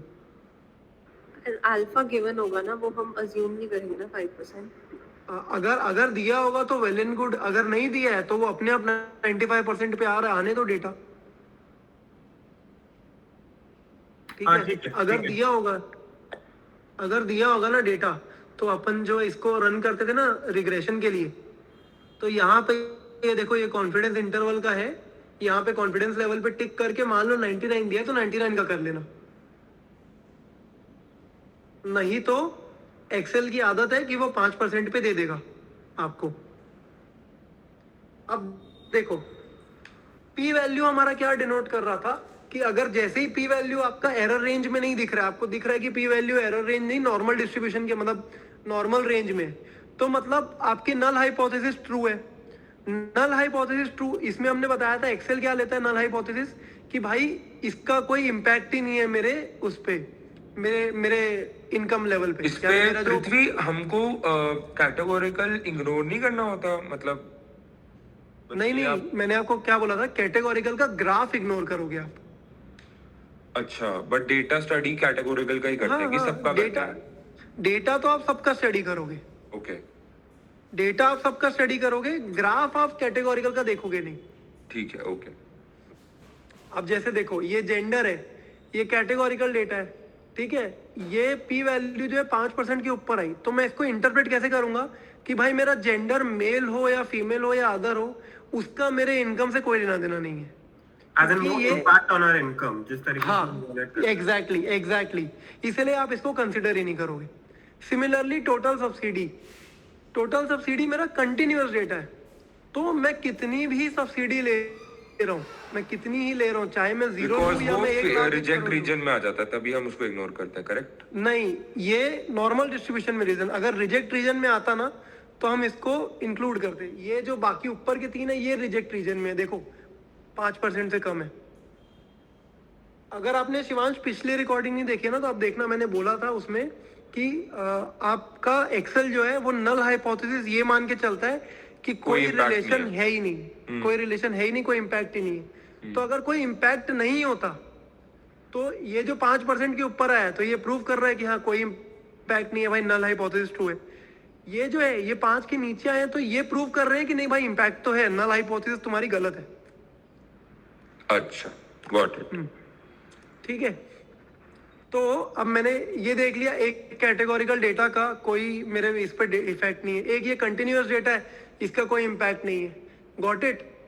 अब मैं आता हूँ ग्राफ में, अब मैं यहाँ से कैटेगोरिकल हटाता हूँ और अब मैंने देख लिया ये जो टोटल सब्सिडी है ये भी मेरे कोई काम का नहीं है क्योंकि ये तो नल हाइपोथेसिस सपोर्ट कर रहा है, इसका कोई इम्पैक्ट ही नहीं है। अब मेरे पास बच गया सिर्फ ये 2 ग्राफ, करेक्ट है? हाँ। तो अब देखो ये दिख रहा है इन्वर्टेड फनल लाइक स्ट्रक्चर, ये देखो एंड में आके क्लोज हो जा रहा है, ठीक है। और ये जो है ये पूरा ही रैंडम है, इसको कोई लेना देना नहीं है, ये अलग अलग डॉट्स हैं, बहुत सारे हैं, इसको कोई लेना देना नहीं, तो दिस इज रैंडम। तो मतलब अब आपके जितने वेरिएबल बच गए उसमें अगर कोई कैटेगोरिकल है तो उसको तो आप ले ही लोगे, उसके अलावा कंटिन्यूअस में से आप लोन अमाउंट नहीं लोगे, ठीक है। तो अब आपकी इक्वेशन जो बनेगी ना, मैं वो बनाता हूँ यहाँ पे। अपन अभी तक क्या कर रहे थे, y is equals to beta nought plus beta 1 x1 plus beta 2 x2, ऐसे करके हमारी इक्वेशन बनती थी, ठीक है।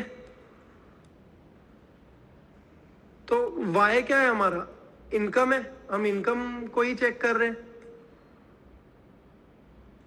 ये हमारा y वेरिएबल है, ठीक है। बीटा नॉट कल बताया था इंटरसेप्ट, ये देखो ये इंटरसेप्ट है, ठीक है।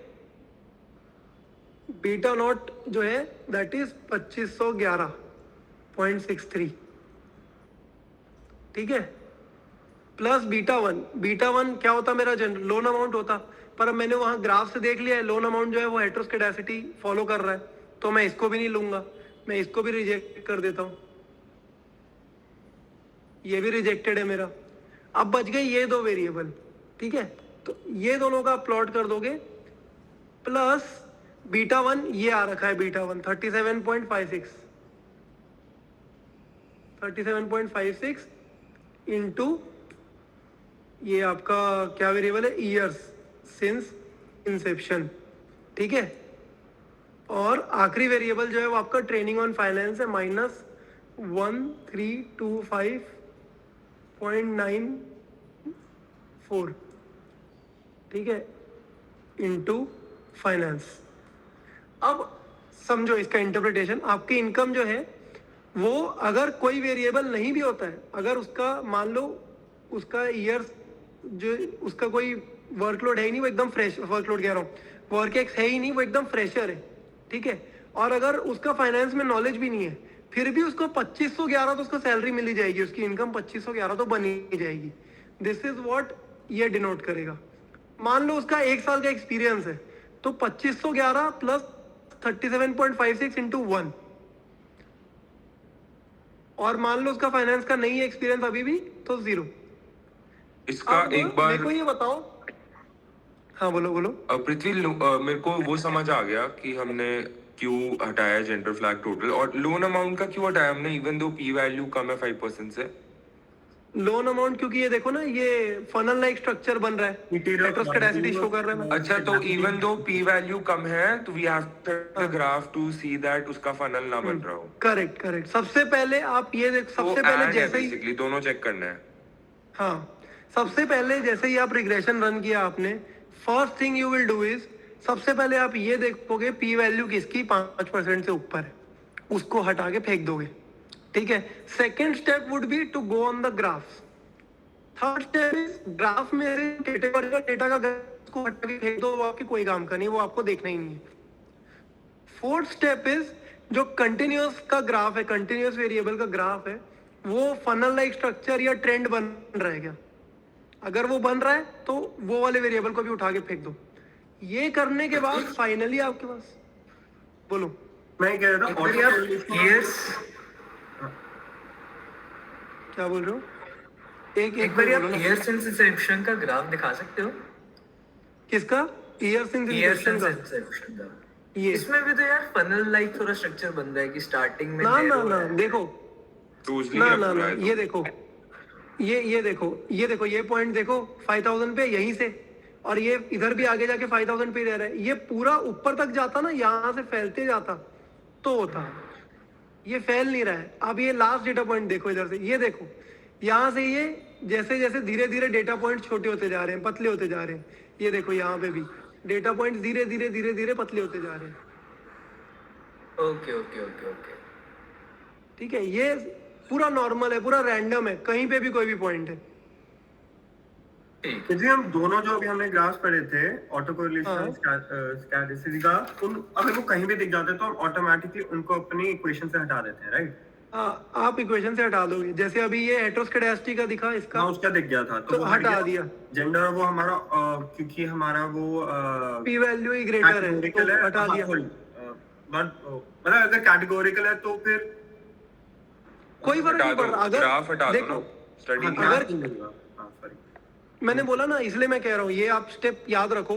The first part is regression बनाते थे, पी वैल्यू देख लो किसकी किसकी मोर देन 5% है, या अगर 99% डेटा दिया तो मोर देन 1% है।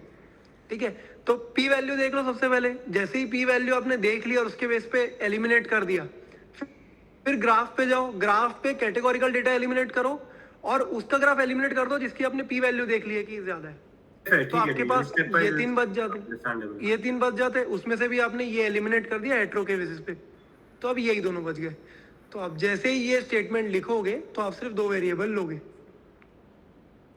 फाइनेंस वाला भी तो कैटेगोरिकल डेटा है ना, हाँ जी बिल्कुल, फाइनेंस वाला भी तो तो वो तो आपने एलिमिनेट नहीं करा। मैंने कहाँ बोला कि कैटेगोरिकल डेटा एलिमिनेट करना है। मैं आपको जब से यही कह रहा हूँ कि कैटेगोरिकल डेटा का आपको ग्राफ नहीं देखना है। देखो Okay. मेरे को उस समय किसी ने तो पूछा भी था कि मतलब कैटेगोरिकल डेटा को कभी एलिमिनेट करोगे ही नहीं, तो मैंने बोला था नहीं, एलिमिनेट हो सकता है, मैं आगे बताऊंगा। तो ये देखो, ये कैटेगोरिकल डेटा जो है ये एलिमिनेट हुआ है। क्यों? क्योंकि उसकी पी वैल्यू हायर है।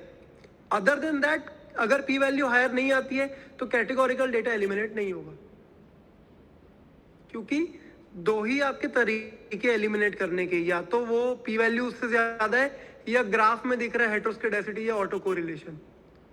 अगर पी वैल्यू ज्यादा है तो एलिमिनेट कर दो, नहीं है तो दूसरा तरीका क्या, एलिमिनेट करने का ग्राफ। और ग्राफ तो मैंने बोला है कैटेगोरिकल डेटा का देखना ही नहीं है। तो अगर कोई, जैसे ये फाइनेंस है, ट्रेनिंग इन फाइनेंस, ये कैटेगोरिकल डेटा है, ये पी वैल्यू के मामले में बच गया कि पी वैल्यू इसकी 5% से ज्यादा नहीं है, तो ग्राफ के मामले में ये ऑटोमेटिकली बच गया क्योंकि मेरे को इसका ग्राफ देखना ही नहीं है। पृथ्वी, एक चीज क्लैरिफाई करनी है मुझे। बोलो। जब हमारा पी वैल्यू 5% से ज्यादा होता है तो हम उसको फेल टू रिजेक्ट रीजन में रखते हैं, विच मीन्स कि we are failing to reject the null hypothesis कि कोई कोरिलेशन नहीं है। ठीक है, तो जो Exactly. 5% से ज्यादा है उस, हाँ, कि मतलब कि कोई कोरिलेशन नहीं है, हम उसको The p value greater than 5% itself suggests कि we fail to reject the null hypothesis. It falls under the normal region and that is why it supports the null hypothesis. And Excel by default considers null hypothesis as कि कोई relation नहीं है, कोई impact नहीं है, हाँ, तो फिर इसी वजह से हमने लास्ट के दो हमने Eliminate कर दिए। नहीं किए। ठीक है, ऊपर Yeah. के हमने कंसिडर किए क्योंकि वो रिजेक्ट रीजन में थे, मतलब नल हाइपोथेसिस रिजेक्ट हो गया कि कोई कोरिलेशन नहीं, मतलब कोरिलेशन है, ऊपर वालों का कोरिलेशन है। ठीक है, ऊपर वालों में से कुछ कैटेगोरिकल है और कुछ कंटिन्यूअस है। कंटिन्यूअस का हम ग्राफ देख के, जो ग्राफ ट्रेंड है या हेटेरो है वो हम रिजेक्ट करेंगे, या Perfect. ऑटोमेशन वाले रिजेक्ट करेंगे, और कैटेगोरिकल को हम रिजेक्ट नहीं करेंगे। हाँ। यही किया ना अभी हमने। हाँ परफेक्ट है। बोलोगे ना तो मैं एक पेज पे बाद में इसको रिग्रेशन की एक ये बना दूंगा लिख के कि स्टेप बाय स्टेप आपको जाना कैसे। बता देना ये कि हाँ। कौन सा कैसे रिजेक्ट कर रहे हैं। चलेगा चलेगा, मैं एक स्टेप का ना वो बना के सर्कुलेट कर दूंगा कि कैसे आप स्टेप बाय स्टेप जाओगे, अप्रोच क्या रहेगी आपकी।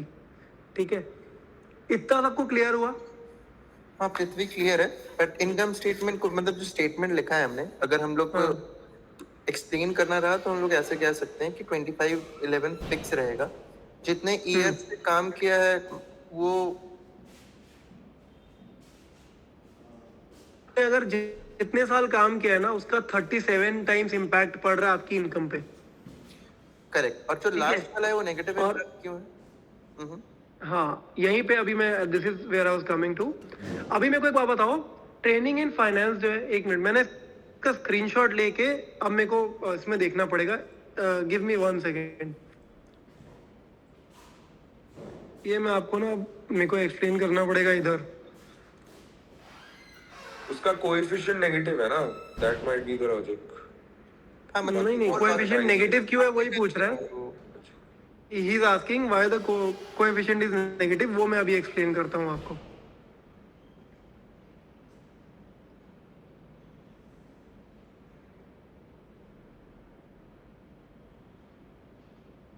गिव मी अ सेकेंड बस।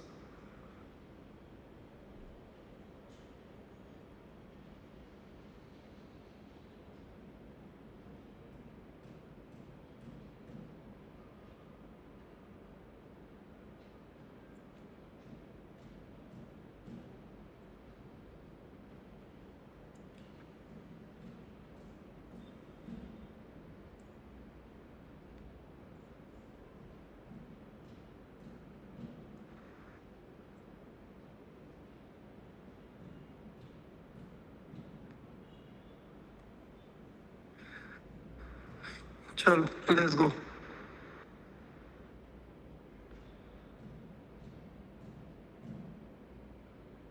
ठीक है, विजिबल है स्क्रीन?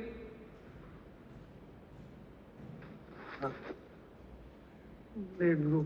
अभी हमने क्या बोला था कि हमारी इक्वेशन जनरली बनती है y is equals to beta nought plus beta 1 x1 plus beta 2 x2 ऐसे करके। अब मेरे को ये बताओ, अरे हाँ, अब मेरे को ये बताओ, जो ये x1 वेरिएबल है ये आपका ईयर सिंस इंसेप्शन वाला है, x2 आपका क्या है, ट्रेनिंग इन फाइनेंस। यस। ठीक है, तो ट्रेनिंग इन फाइनेंस या तो होगी या नहीं होगी। परफेक्ट है? हाँ जी। ठीक है, अब ये देखो, मेरे को ये बताओ कि ये जो एक चीज अगर ट्रेनिंग एक को बेस लेता है वो, तो किसको बेस लेगा? जो जो डोमिनेंट होगा, या तो जिसके पास, देखो मेरे पास 512 डेटा पॉइंट्स है, ठीक है, यहाँ लिख देता हूँ 512 मेरे पास डेटा पॉइंट्स है। मान लो इसमें से 357 और जो भी बच गया 160 समथिंग, 165 या जो भी हो 155। अब मान लो मैं कह रहा हूँ 357 जो है ये फाइनेंस में ट्रेंड है और इनका नहीं है फाइनेंस में ट्रेनिंग। तो ये बताओ बी नॉट में किसको कंसिडर करेगा, वो किसका इम्पैक्ट कंसिडर करेगा बी नॉट में? 357 फाइनेंस वाले का, क्योंकि वो डोमिनेंट है। तो अब अगर आप वो एक्सेल फाइल में वापस जाके अगर आप डेटा देखते हैं ना, तो आपको दिखता कि जो है फाइनेंस है ना, उसने फाइनेंस को कंसिडर किया कि फाइनेंस जो जिसकी ट्रेनिंग नहीं है, सॉरी जिसकी ट्रेनिंग नहीं है वो शायद डोमिनेंट था, एक बार देख लेंगे वहाँ।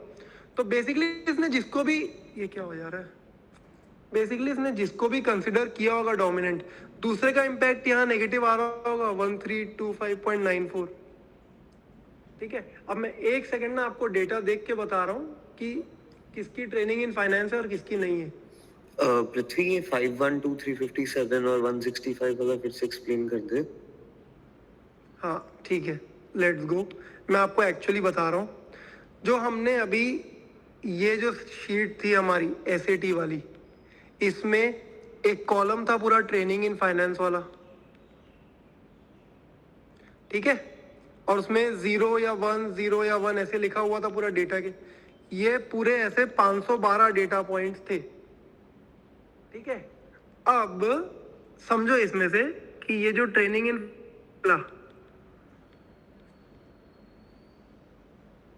अब ये जो दो रिप्रेजेंट कर रहे हैं, या 0 या 1, 0 क्या रिप्रेजेंट कर रहा है कि उसकी ट्रेनिंग नहीं है, फाइनेंस में है ही नहीं, और 1 क्या रिप्रेजेंट कर रहा है, फाइनेंस में ट्रेनिंग है। कैटेगोरिकल डेटा ऐसे ही रिप्रेजेंट होता है, करेक्ट है? ठीक है, तो अभी ट्रेनिंग इन फाइनेंस में ना, अभी मैंने जाके डेटा पे देखा, ये जो 512 डेटा पॉइंट्स है ना, इसमें से 357 लोग ऐसे हैं जिनको फाइनेंस में एक्सपीरियंस नहीं है, और 151 लोग ऐसे हैं जिनको फाइनेंस में एक्सपीरियंस है। तो अब मुझे ये बताओ, जो ये बीटा नॉट कंसिडर कर रहा है वो किसको कंसिडर कर रहा होगा? इसको कंसिडर कर रहा नहीं है। होगा। करेक्ट है? इतना क्लैरिटी है? अब देखो, मेरी इक्वेशन बनी थी y इज इक्वल टू 2511, ठीक है, प्लस 37.56 ईयर्स वाला माइनस 1325.94 फाइनेंस। अब फिलहाल के लिए ना मैं इसको हटा रहा हूँ, सिर्फ ये दोनों देखते हैं, इसको और इसको। मेरे को एक बात बताओ, 2511 है, ये किसका इम्पैक्ट इंक्लूड कर रहा है? कि भाई फाइनेंस में जिसके पास ट्रेनिंग नहीं है, ठीक है। अब अगर फाइनेंस में मान लो मेरे पास ट्रेनिंग है, कोई ऐसा वेरिएबल आता है, कोई एक बंदा, मैंने एक डेटा पॉइंट उठाया जिसकी फाइनेंस में ट्रेनिंग है, ठीक है, तो उसकी ये जो अमाउंट है, ये उसका इम्पैक्ट जाएगा 2511 माइनस 1325। अब आप लॉजिकली सोचो, अगर किसी के पास फाइनेंस में ट्रेनिंग है तो उसकी इनकम तो बढ़नी चाहिए, ना कि कम होनी चाहिए। तो ये नेगेटिव क्यों है? तो अब इसका रीजन ये है कि आपने जो डेटा सिलेक्ट किया है ना, मतलब आपने जो ये वेरिएबल सिलेक्ट किया है ट्रेनिंग इन फाइनेंस, इसका भले इम्पैक्ट आ रहा हो आपकी इनकम पे, लेकिन फाइनेंस की ट्रेनिंग ना आपके लिए शायद इतनी इंपॉर्टेंट ना हो। मान लो जो रोल है, जो जॉब रोल है, वो मोस्टली आईटी वालों का हो, तो आप फाइनेंस की ट्रेनिंग के लिए क्या करोगे? आपका फाइनेंस की ट्रेनिंग का इस आईटी से कोई लेना देना नहीं है। तो इसीलिए जिसकी ट्रेनिंग इन फाइनेंस है तो उसका कम आ रहा है, इसलिए उसका नेगेटिव कोरिलेशन है। समझे? हाँ, दैट इज ऑल। तो ऐसा होना नहीं चाहिए। कभी भी आप कंसिडर करोगे ना, आप जैसे देखो, ये यही इक्वेशन में प्लस 37.56 इंटू ईयर्स वाला जो चीज है, ये वाला जो पार्ट है, अब ये पॉजिटिव है। ये पॉजिटिव मतलब क्या डिनोट करता है? कि अगर मैंने 1 साल काम किया तो उसका 37 टाइम्स इम्पैक्ट आएगा मेरी इनकम पे। अगर मैंने 2 साल काम किया तो उसका इंटू 37 टाइम्स इम्पैक्ट आएगा मेरी। अब अगर ये भी आपका नेगेटिव होता तो आपको सोचने वाली बात होती है, यार ऐसे कैसे हो सकता है कि मैं जितने ज्यादा साल काम कर रहा हूँ उतना मेरी इनकम पे नेगेटिव इम्पैक्ट आ रहा है। तो ये सोचने वाली बात होती।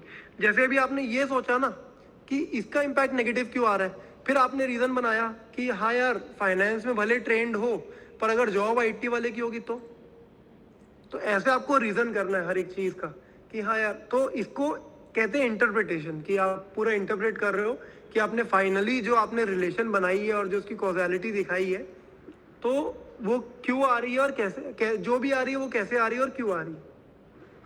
This is all of it. Solve भी करना है नंबर ऑफ इयर्स और नंबर ऑफ फाइनेंस वाले लोगों को। हाँ, अब लेट्स अज्यूम मैम ने ये डेटा दिया पूरा, यही वाला सैट वाला डेटा दिया, ठीक है। क्वेश्चन 1 बोल दिया कि मेरे को इक्वेशन बना के बताओ।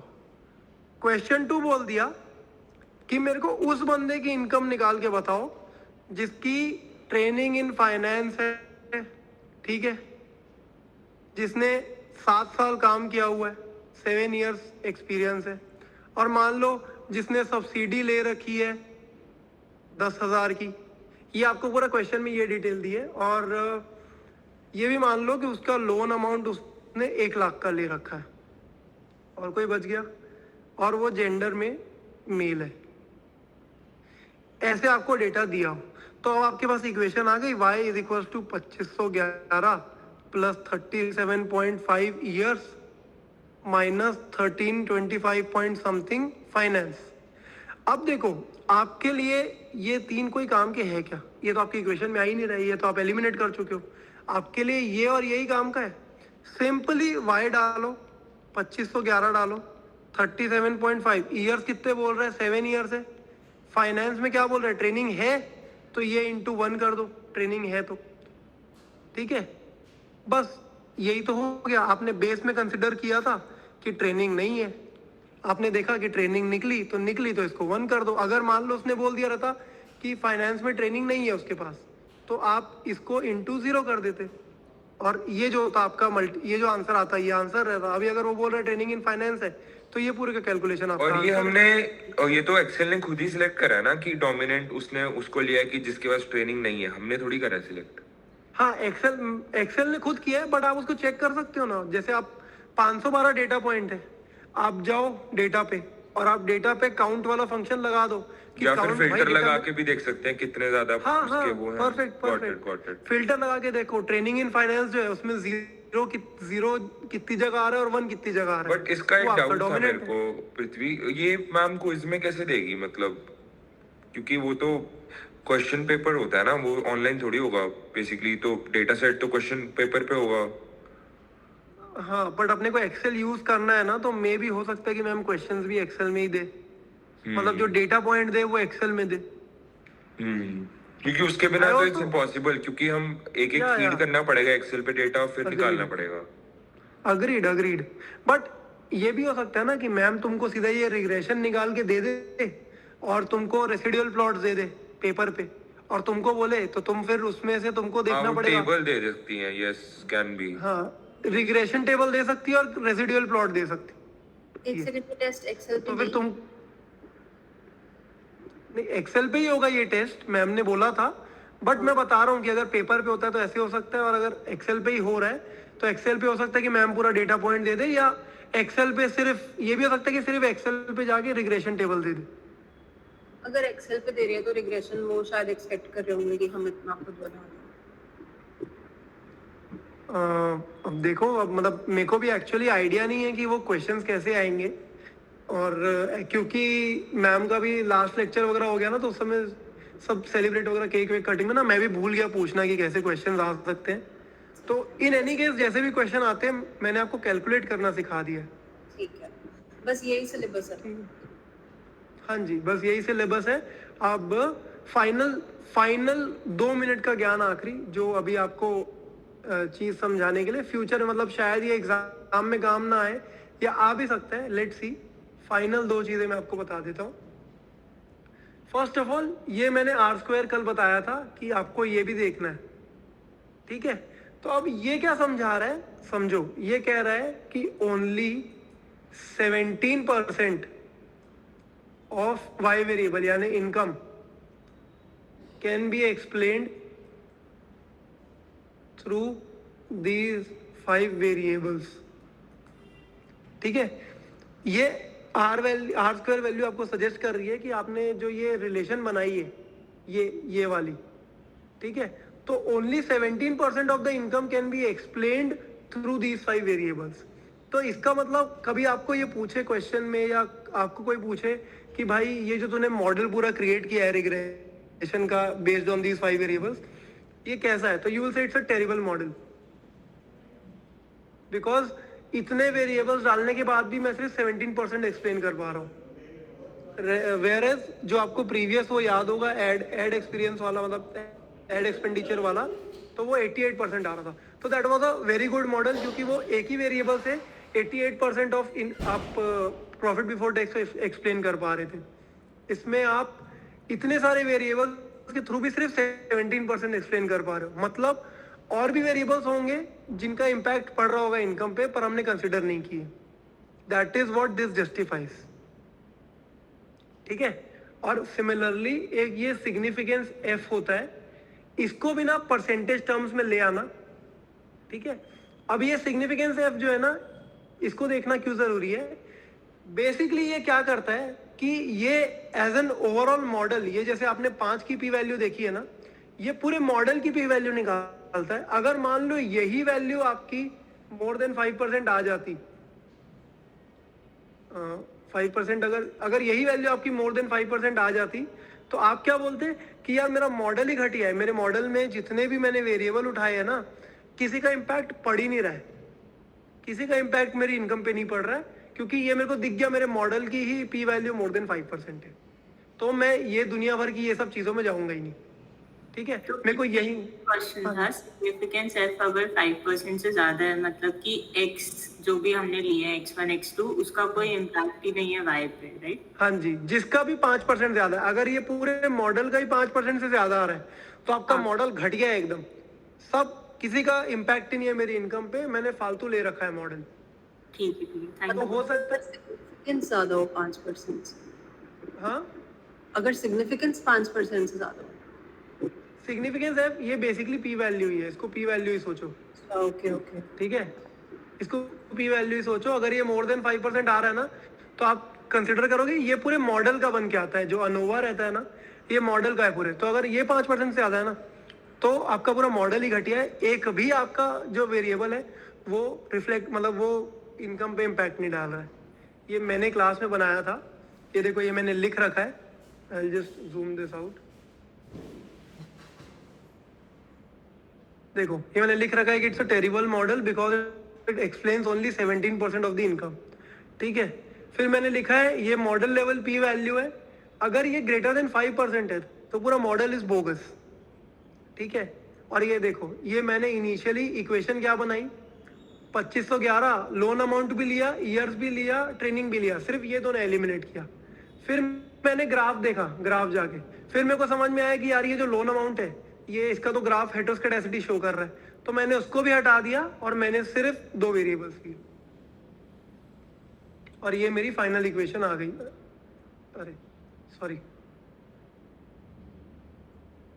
ये मेरी फाइनल इक्वेशन आ गई। दिस वाज मेरी बीच की, ये मेरी मैंने निकाली थी बस आपको दिखाने के लिए कि आप लोन अमाउंट लेते हैं लेकिन फिर आपने देखा कि अरे ग्राफ तो कुछ और जस्टिफाई कर रहा है, तो फिर उसको भी हटा दिया। This is where the course ends. मेरे को जितने आपको वेरिएबल समझाने थे मैंने सारे समझा दिए, इसके अलावा और कुछ है नहीं। So in case any doubts please go ahead. एक डाउट था पृथ्वी, बोलो। कि अगर अपना कोवेरियंस नेगेटिव आता है तो भी अपन उसको कंसिडर करेंगे ना? कोवेरियंस क्या? जो अपना कोवेरियंस कोएफिशिएंट, कोएफिशिएंट मतलब कोवेरियंस हाँ, अपन हाँ। मैट्रिक्स निकालते हैं ना? कोवेरियंस मत बोलो, covariance is a different term. अच्छा, कोएफिशिएंट मैट्रिक्स अगर हम निकालते हैं, ये वाला हाँ, नहीं, पुराना वाला निकाला हमने। हाँ वो तो कोरिलेशन मैट्रिक्स है ये। अच्छा हाँ सॉरी, कोरिलेशन मैट्रिक्स जो है, अगर यहाँ पे अपनी नेगेटिव वैल्यूज आ रही है और वो 0.7 से ज्यादा है तो भी हम वो वैल्यूज को कंसिडर करेंगे ना रिग्रेशन? हाँ हाँ, अगर नेगेटिव देखो उनका पॉजिटिवली 0.7 से ज्यादा नहीं होना चाहिए, उसके नीचे कुछ भी हुआ चलता है। अगर पॉजिटिवली 7 से ज्यादा हुआ तो फिर अपन सिर्फ और सिर्फ वो ही एक्स वैल्यू को लेंगे, है ना? सिर्फ एक को लोगे, कोई भी जैसे दो कोई है ना, दोनों में से कोई एक को लोगे, दो वेरिएबल में से। जैसे मैंने बोला ना, एग्जांपल दिया कि ये इनका रिलेशन है, ये दो वेरिएबल का। मान लो ये आता 0.72 आता, तो ये आपको दिख गया कि ये आपस में ही हाईली कोरिलेटेड है, तो आप ये दोनों में से किसी एक को लेते। तो ऐसे केस में -0.7 आया है तो भी अपन लेते हैं ना? -0.7 आया तो भी ले लेते आप उसको, बट क्योंकि ये पॉजिटिव आया है तो फिर आपने देखो ये आपकी इक्वेशन में दो ही तो चीजें आ रही थी, उसमें से भी आप एक निकाल देते। हाँ, क्योंकि मतलब ये दोनों का आप एक वेरिएबल पे ही पूरा एनालिसिस करते हैं ना आगे वाला। हाँ जी ठीक है, समझ आ गया, थैंक यू। ठीक है। अभी हमें अगर मान लो लोअर और अपर रेंज, मैम बोली कि 95% पे रेंज को बेसिस पे स्टेटमेंट लिखना हो तो एक बार वो भी लिखते हैं। तो एक पर्टिकुलर एलिमेंट का चेंज करेंगे या ओवरऑल देखेंगे? नहीं, मैं आपको दिखा देता हूँ मैं। अच्छा, this was a very good thing, मैं ये मिस आउट कर जाता नहीं तो। ठीक है, आपकी इनकम स्टेटमेंट कैसी बनती कि ये 2511 आपने जो लिखा प्लस, अब मैं कह रहा हूँ लोअर रेंज में, अभी इसको लोअर रेंज में कर रहा हूँ, ठीक है, और अपर रेंज बाद में करूंगा। अपर ये लोअर लिमिट कर रहा हूँ।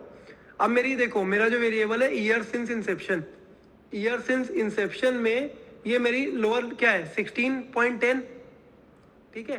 तो यहाँ मैं डालूंगा 16.10 इंटू ईयर्स, ठीक है। और ये माइनस में इसकी देखो ट्रेनिंग इन फाइनेंस की लोअर क्या है 1824, करेक्ट है, -1824.65 इंटू फाइनेंस। ऐसे ये इक्वेशन बनेगी। और सिमिलरली ये दोनों के हायर वाले साइड ये दोनों कंसिडर करके अपर रेंज बनेगी। क्लियर है? अच्छा, तो क्वेश्चन इस फॉर्म में आ सकता है कि अपर या लोअर लिमिट में हम इक्वेशन हाँ, मे भी हो सकता है कि देखो वो पूछे कि मेरे को 95% कॉन्फिडेंस इंटरवल पे बताओ कि अगर मेरा बंदा है जिसने 4 साल काम किया हुआ है और जिसकी ट्रेनिंग इन फाइनेंस भी है, ठीक है, तो उसकी इनकम किस रेंज के बीच में लाई करेगी। अगर ऐसा पूछता है तो फिर आप अपर लिमिट लोअर लिमिट इसके थ्रू कैलकुलेट करोगे। ईयर सिंस इंसेप्शन में आप 4 डाल दोगे वैल्यू और फाइनेंस में 1 डाल दोगे क्योंकि उसका एक्सपीरियंस है।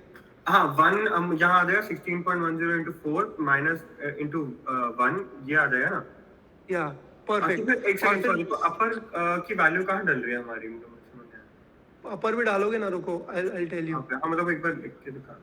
हाँ लिख देता हूँ, जस्ट अ सेकंड। अब ये इसकी जगह आ जाएगा 59.02 और इसकी जगह आ जाएगा ओके, उसी मेट्रिक की हाँ, वैल्यू इन द अपर हाँ जी, confidence at 95 yes. Whatever the mention for that. बस तो ये ऐसे आपकी रेंज आ जाएगी। अगर आपको क्वेश्चन में बोला है कि आप कैलकुलेट करो उसकी लोअर लिमिट और अपर लिमिट, उसकी इनकम किस रेंज में लाई करेगी, अगर उसकी ये स्पेसिफिकेशन है तो आप ऐसे करके कैलकुलेट करके बता दोगे। हमने अपर लोअर निकालने के लिए कोएफिशिएंट की जगह हमने बस अपर और लोअर वाली वैल्यूज डाल दी। हाँ ये देखो, अब मैंने कल बताया था ना, ये जो कोएफिशिएंट है ये पॉइंट एस्टिमेट है और आप ये पॉइंट एस्टिमेट है 512 डेटा पॉइंट के लिए ये पॉइंट आया। हो सकता है कि 1000 डेटा पॉइंट होते तो कुछ और होता, तो इसलिए हम lower limit upper limit consider करते हैं। तो अगर उन्होंने बोला कि अगर उन्होंने क्वेश्चन में कुछ बोला नहीं है ना, तो आप हो सकता है मतलब आप डायरेक्टली यही दोनों वैल्यू उठा के लिख सकते हो। और अगर नहीं, अगर क्वेश्चन में पूछा है खुद ही कि लोअर लिमिट अपर लिमिट बताओ भाई इनकम क्या रेंज में, तो फिर आप कर लेना, ये दो एक लोअर लिमिट में उठा लेना, ये दो अपर में। ठीक है। कुछ स्टैंडर्ड एरर के अराउंड भी आ सकते हैं क्या? No I don't think so. Standard error और टी वैल्यू तो वो कैलकुलेट कर रहा है, तो वो तो मैंने कल वाले लेक्चर में बताया था ना कि बस वो आपको समझना है कि वो वैल्यूज आ क्यों रही है यहाँ पे। वो इसलिए आ रही है कि एक्सेल बैकग्राउंड में वर्किंग कर रहा है, दैट इज ऑल।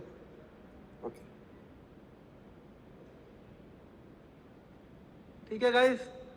पृथ्वी एक चीज और पूछनी है, व्हेन यू वर टीचिंग वो जेंडर 0 या 1 हो सकता है, तो अगर बीटा 1 x1 है जो जेंडर वाला है, उसमें अगर 0 है मतलब 1 के बजाय 0 है, तो वो पूरी वैल्यू को हम 0 कंसीडर करते हैं। यस, अभी मैं आपको बताता हूँ, ये चीज मैं आपको इधर दिखा देता हूँ। अब ये मेरी ट्रेनिंग इन फाइनेंस मान लो, ठीक है। ट्रेनिंग इन फाइनेंस का ये देखो मैंने यहाँ काउंट लगा रखा है कि भाई मेरे को काउंट दे, 0 का कितना काउंट है और सिमिलरली 1 का कितना काउंट है, मतलब माइनस करके रख रखा है, टोटल माइनस। ठीक है। तो अब मैं देख रहा हूँ कि 357 जो है वो 0 का काउंट है, मतलब जिनके पास ट्रेनिंग नहीं है ऐसे 357 लोग हैं। तो इसका मतलब यही है कि आपका जो बेस डेटा यूज हुआ है वो विदाउट ट्रेनिंग इन फाइनेंस वाला है। तो अगर आपको बोलता है कि ट्रेनिंग इन फाइनेंस है तो आप वहां 1 डाल देना इक्वेशन में। नहीं, बट लेट्स से ये ऑपोजिट होता, तो लेट्स से अगर डोमिनेंट होता 1 वाला, लेट्स से 357 है वो 1 वाले हैं, तो वो हमारा बीटा नॉट में चला गया। अब 151 वाले हैं जो वो 0 वाले हैं, तब उस इक्वेशन में 0 डलेगा and the whole value will be 0। या मतलब देखो जो भी डोमिनेंट फैक्टर होगा ना उसको बी नॉट में ले लेगा वो। ठीक है। और ये 0-1 सिर्फ ये जस्टिफाई कर रहा है बाइनरी में कि हाँ या ना। बाइनरी में हाँ मतलब 1, ना मतलब 0। Okay, that is all. ठीक है। और सिमिलरली अब ये जेंडर फ्लैग है ना, तो 1-0 जो है 1-0 वहां पे अपने को बताया रहेगा कि 1 किसको कंसिडर कर रहा है, वो मेल को 1 बोल रहा है कि फीमेल को 1 बोल रहा है। क्योंकि हमें कैसे पता चलेगा कि जेंडर मेल को क्या डिनोट कर रहा है फीमेल को। तो मैम को ना, अगर मान लो इसी शीट में हम जेंडर कहाँ है ये, अगर मान लो हम इसको रूल आउट नहीं करते, अगर ये इंक्लूडेड होता इक्वेशन में मान लो, तो क्या करते आप ना फिर मैम डिफाइन करती कि जेंडर फ्लैग में 0 जो है दैट डिनोट्स मेल और 1 जो है दैट डिनोट्स फीमेल। फिर आपको समझ में आता कि यार 0 मेल है और मेल का काउंट 400 कुछ है, तो मेल डोमिनेटेड वाला है, तो मेल बीटा नॉट में कंसिडर हुआ होगा। ऐसे होगा। ठीक है। ठीक है, थैंक यू। चलो लेट्स रैप अप। ये पूरा खत्म हो गया है और इसके बेसिस पे इंटरप्रिटेशंस अपन ने सीख लिए हैं पूरे। आई don't think anything else is needed. अगर कुछ रहा तो मैं ग्रुप में सर्कुलेट करा दूंगा। पृथ्वी अपने वो आईपैड वाले नोट्स भेज देना प्लीज एक बारी, जो भी बनाए थे। आईपैड में मेरे, हाँ भेज दूंगा भाई। आज तक तो कुछ बनाए नहीं है। नहीं, जो अभी एक्सप्लेन करते करते पूरा बनाया था ना, वो प्लीज भेज देना। अच्छा, ये जम जाएगा भाई तुमको, ये देख कचरा हो रखा है पर मैं भेज दूंगा। ठीक है थैंक यू। ठीक है, I send it to you. Okay चलो चलो लेट्स रैप अप। हाँ थैंक यू। चलो गाइस, बाय बाय। चलो थैंक्स भाई।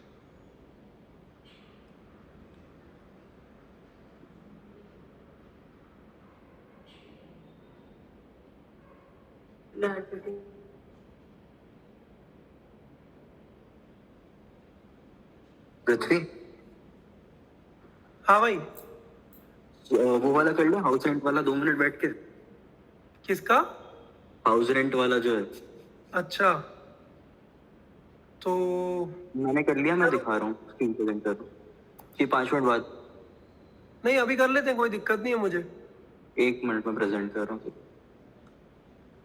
करो।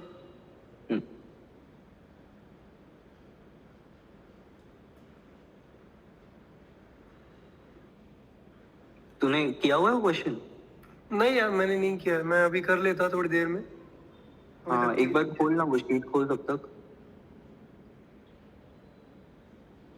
खोलता हूँ।